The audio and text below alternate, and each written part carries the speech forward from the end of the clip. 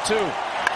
Bouncing ball right side, off the glove of Freeman, and a run will score. The first for the Padres.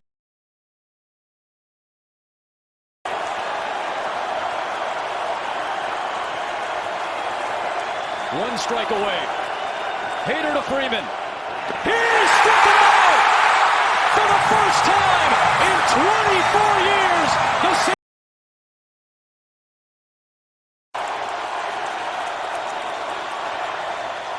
Soto into right field. This will tie the game.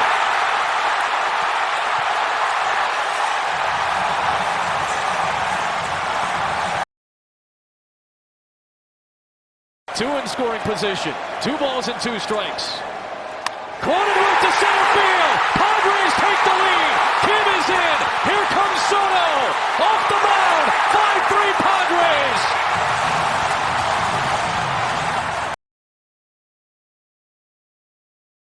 Freeman creeping all the way near the mound. Kim bounces it towards third. It's a fair ball. Grisham will score. On his way to third is Nola. Into second base, Kim.